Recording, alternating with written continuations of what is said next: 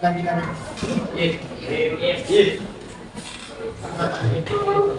Silakan silakan teman-teman yang duduk, Pak.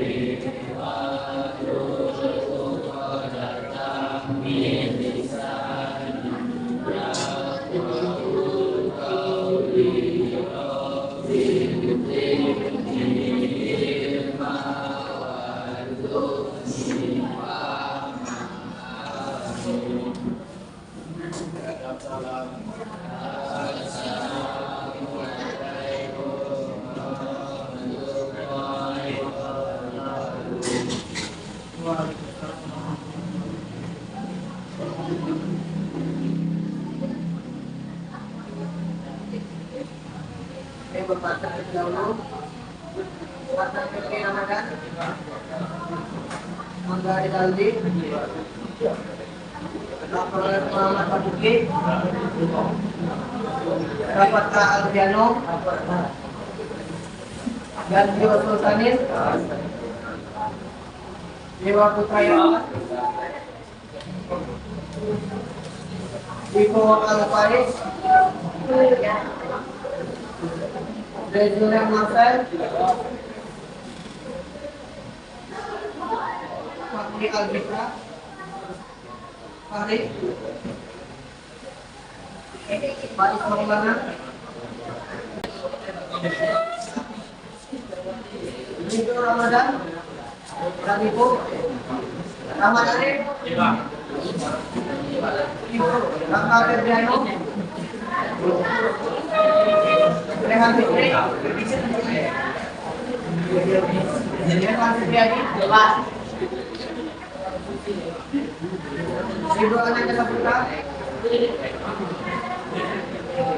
Niki Arjano, Zaki Lukman Hakim, Zaki Rana Putra, Dio Bizi, silakan.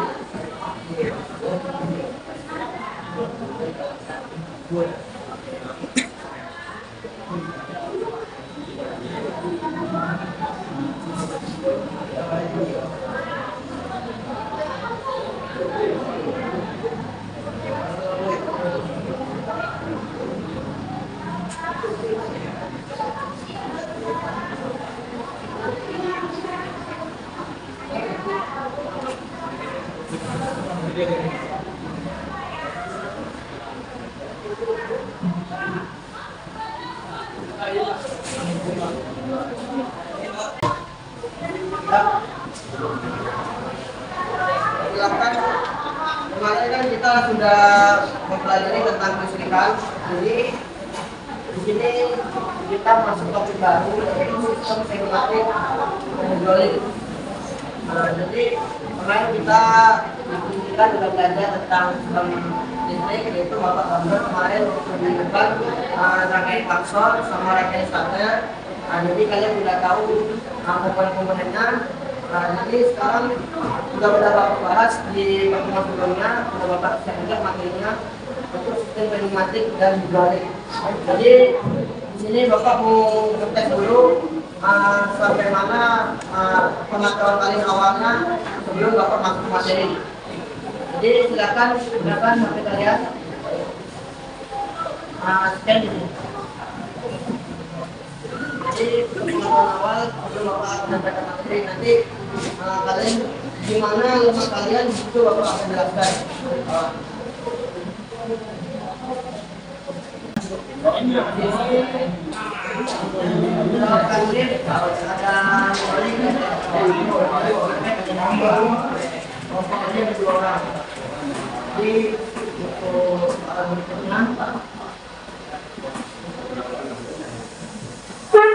Utama kompresor. Yang di atas 8 ada punya tambah. Jadi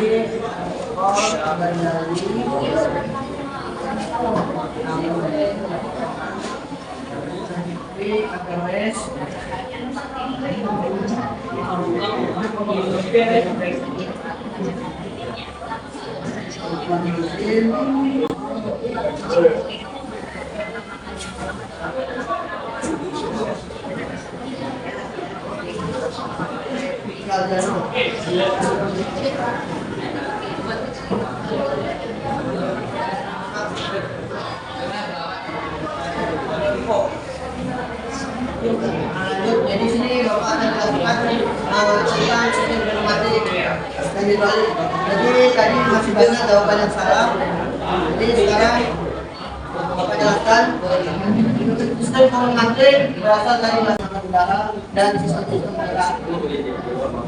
Kemudian sedangkan kekurangan dari sistem pneumatik antara lain gangguan suara yang bising karena dia menggunakan pompanya digunakan oleh biasanya menggunakan listrik, kemudian akan menghasilkan bunyi karena dia menghisap udara dan kemudian mengeluarkan. Contoh kompresor yang ada di bengkel, pasti kan kalau walaupun dia tidak menggunakan engine kendaraan, dia menggunakan listrik yang bengkel kan, dia tetap berbunyi karena dia ada pompa yang menghisap udara kemudian dimasukkan ke dalam tangki. Kemudian gaya yang dilakukan terbatas. Dan kecil dapat terjadinya pengembunan, makanya itu diciptakannya untuk penyaringan udara yang ada di kompresor. Jadi udara itu nanti keluar dari kering. Lanjut, sistem tekanan tinggi. Unsur sistem tekanan tingginya udara biasanya disimpan di dalam tali metal atau iron core cylinder pada tekanan 1000 sampai 3000 PSI tergantung pada keadaan sistem. Jadi yang dimaksud tabung metal itu kompresor kan di bawah ada tabung besar untuk penyimpanan itu. Itulah yang namanya air stock cylinder atau penyimpan udara bertekanan. Kemudian tipe untuk tabung ini mempunyai dua klep yang mana satu digunakan sebagai klep pengisap. Dasar operasi kompresor dapat dihubungkan pada klep in. Jadi contoh di kompresor dia ada sistem penampungnya. Biasanya kalian nampak modelnya kayak gelas. Dia biasanya terlihat ada air atau embunnya dia atau tidak. Kemudian untuk sistem ini tetapi dapat menjadi penyebab serius dari tidak terhubungnya sistem. Jadi saat sistem pengaring ini tidak fungsi, jadi udara itu bisa masuk ke selang. Contohnya kalian mendanjol ini kalian tembakkan ke dalam engine untuk berusaha lagi, karena udara itu tercemar oleh air, jadi besi dengan air bisa menghasilkan karat. Itu kita kaitkan ini tidak berfungsi, itu water tank. Jadi udara dan air itu tercampur. Kadang di engine atau komponen lain, contoh piringan takram pada rem itu bisa mengakibatkan piringan takram itu cepat berkarat. Jadi fungsinya itu untuk mengurangi air dari udara yang bertekanan tadi. Kemudian hidrator. Jadi hidrator itu contohnya ini tekanannya 25 Fps. Kan dia bukan kecil. Ya, dengan silinder yang kecil ini dia mengangkat yang 25 kg ini. Jadi dia terangkat. Cuman contoh dia akan bisa terangkat di bawah 10 cm. Tapi di sini dia seperti karena dia volume di sini mempengaruhi volume di sini. Jadi bisa jadi naiknya cuma 2 cm atau 3 cm. Tapi dia kuat untuk mengangkat lebih dari tekanannya tadi 25 kg, contohnya tekanannya bisa mengangkat 250 kg. Itulah jadi contohnya pada dongkrak lah. Dongkrak itu kan kecil, tapi dia bisa mengangkat mobil yang berat. Nah, di sini contoh secara nakal kalau kalian paham lah ya. Untuk kilogram, kalian lebih bisa untuk memahaminya. Jadi contoh dongkrak yang kecil bisa mengangkat mobil yang berton-ton. Itu adalah salah satu penerapannya. Jadi lanjut. seperti bulldozer, dump truck dan lain sebagainya, dia banyak menggunakan sistem pneumatik karena dia lebih ringkas.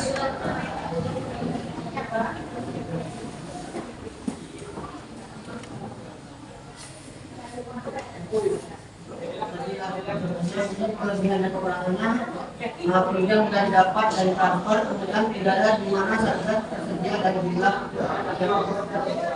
terhingga dan saluran lebih besar dari tidak diperlukan.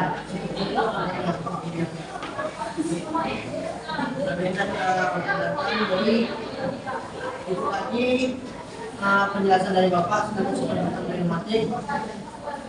Kemudian di sini tes berapa pemahaman kalian dari yang Bapak katakan tadi.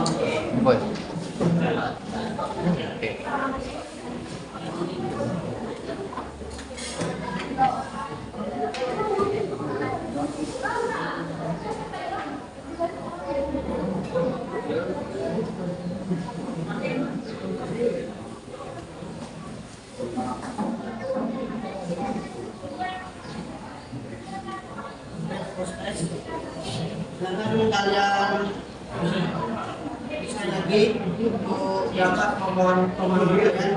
Jadi nanti tahu siapa yang menyimak sama enggak, tahu enggak siapa yang mundur atau siapa yang apa misalkan Bapak menangkan materi tadi.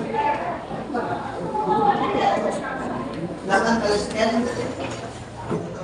masuk orang soal. Ini nanti nilai yang paling tinggi ini yang dapat 9 lah. Untuk 9 yang dapat 10 dapat nilai tambah. Nanti ada 6 orang. Sekarang ada tambahnya lagi. Lagi dapat.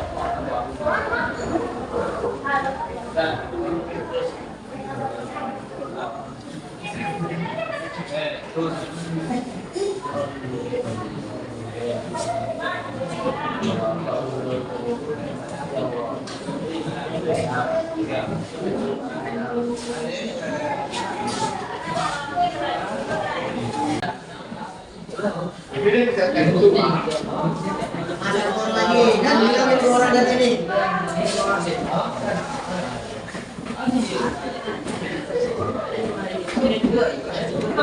Satu orang lagi, siapa satu orang lagi menjawab? Saya sih.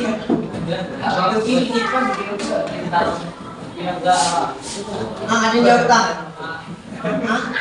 Kau kan ya Pak? Iya.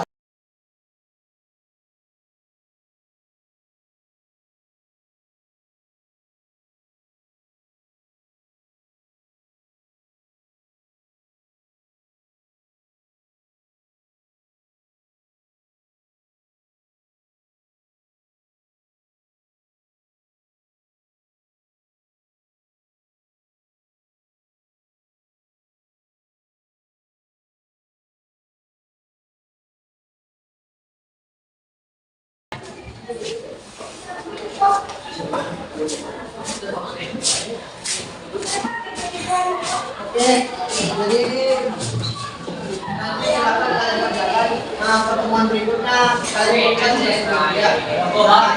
Ya, tugas itu. Jadi untuk pertemuan kali ini Pak, udah bisa bikin Bapak. Belum libur. Itulah tema kali ini. Kamu mau Pak? Sekolah sendiri. Sekolah sendiri. Yang lain bayar sekolah sendiri. Kalau kita itu kan cari Bapak di swasta. Kalau dapat dulu nanti bisa.